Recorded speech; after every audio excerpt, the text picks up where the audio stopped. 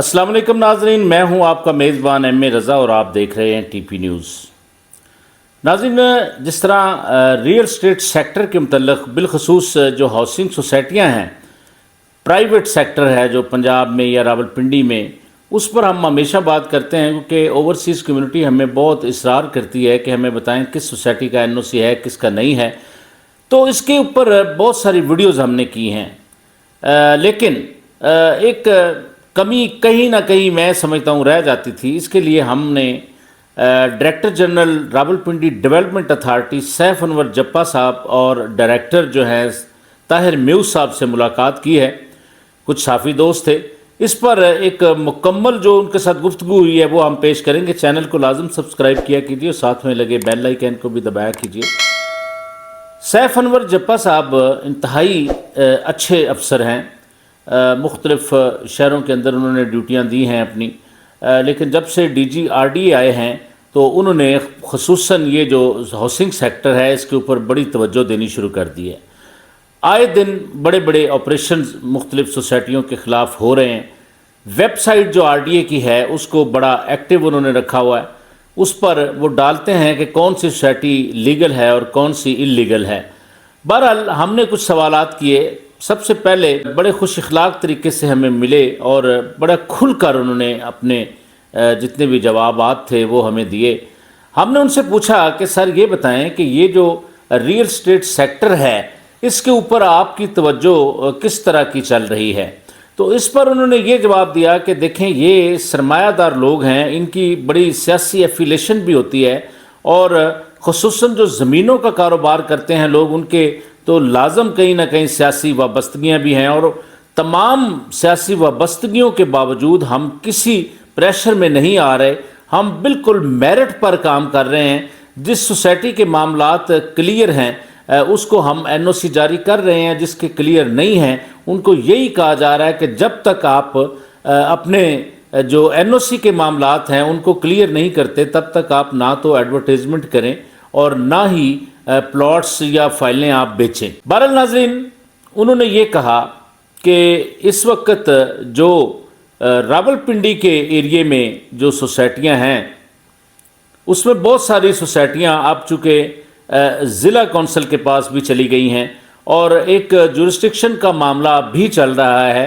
तो इस पर जब तक गवर्नमेंट का एक नोटिफिकेशन नहीं आता, बल्कि डिफ़ाइन नहीं हो जाता कि कौन सी सोसाइटी किस एरिए में आएगी, तो उसके बाद हम कोई ना कोई इस पर डिसाइड कर सकेंगे कि क्या हमने किसी सोसाइटी को NOC देना है या किसी को नहीं। अब पिछले दिनों एक दोस्त हमारे हैं, वो भी एक सोसाइटी चला रहे हैं। उनकी सोसाइटी में तमाम उनके जो लीगल मामलात हैं वो पूरे हैं, उन्होंने हर चीज़ पूरी की हुई है, मगर अभी तक वो NOC हासिल इसलिए नहीं कर सके कि टर्बन का जो मामला है वो बीच में लटकता हुआ नज़र आ रहा है। बहरहाल सैफ अनवर जप्पा साहब ने, जो हमारी साफ़ियों की टीम थी, 3-4 लोग थे हम, तो उन्होंने बहुत अच्छे तरीके से हमें मुतमिन किया और उन्होंने ये कहा कि मैं ओवरसीज़ कम्युनिटी के साथ साथ यहाँ की कम्युनिटी को बार बार अपील कर चुका हूँ कि आप हमारी वेबसाइट पे जाएं और फिर उस पर हमारी जो सोसाइटियाँ आ रही हैं उसमें जो लीगल हैं, जो इल्लीगल हैं, या कई सोसाइटियाँ अंडर प्रोसेस हैं, तो उस हिसाब से आप देखकर सरमायाकारी करें। कहीं ऐसा ना हो कि आप जो सरमायाकारी करें उसको डूबने का अंदेशा हो जाए जब तक कानूनी तकाजे पूरे नहीं होते। फिर नाज़रीन, हमारी टीम ताहिर म्यूज़ साहब के पास गई तो उन्होंने भी कुछ इसी तरह के जवाबात दिए। चूँकि सोसाइटियों के मामलात अभी अभी उनके पास आए हैं, 2 माह हो गए उनको चार्ज लिए हुए, 2 या 3 माह हो गए होंगे। तो बहरहाल उन्होंने भी यही कहा कि इंशाअल्लाह हम मेरिट पर जो सोसाइटियाँ अपने लीगल तकाजे पूरे कर चुकी हैं, हमें कोई कबाहत नहीं है कि उनको हम NOC ना दें। तो नाज़रीन, समी न्याज़ी साहब का जिक्र मैं ख़ुसूसन करूँगा, डिप्टी डायरेक्टर हैं वहाँ पर, चूँकि उन्होंने भी बड़ी गहरी नज़र है उनकी भी सोसाइटियों के मामलात में। तो क्योंकि वो इसकी स्पेशलिस्ट भी हैं, उन्होंने जो सोसाइटियों को कहना होता है, जो चीज़ें पूरी करने का वो कहते हैं, तो उसमें ये है कि वो आगे चलकर NOC के मामलात आसानी से हल हो जाते हैं। बहरहाल ताहिर म्यूज़ साहब और सैफ अनवर जप्पा साहब और समी न्याज़ी साहब انتہائی زبردست طریقے سے پرفارم کر رہے ہیں. آئے دن کوئی نہ کوئی آپریشنز ان کے سوسائٹیوں کے خلاف ہوتے ہیں اور ہمیں امید ہے NOC والے معاملات ہیں اس میں وہ جو لوگوں کے تحفظات ہیں اس کو دور کرنے میں کامیاب ہو جائیں گے.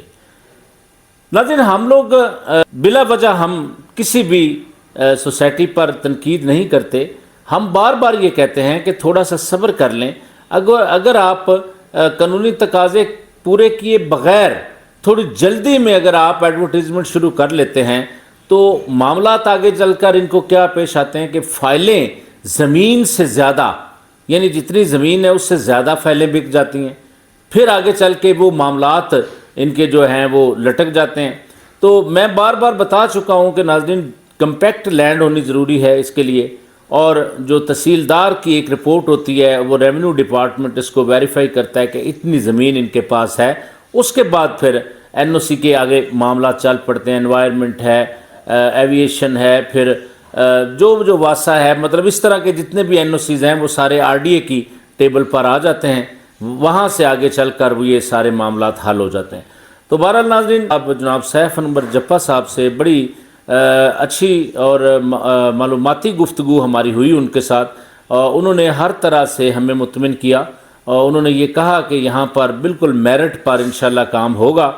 ہم نے ان کو بالکل صاف اور کلیئر الفاظ میں یہ بتایا کہ آپ کے جو نچلی سطح کے ملازمین ہیں، یہ جو اللیگل سوسائٹیاں ہیں ان کے ساتھ کچھ سہولت کاری کا نظام بھی کرتے ہیں. تو اس پر بھی انہوں نے یہ کہا کہ انشاءاللہ اس پر بھی ہماری مانیٹرنگ جاری ہے.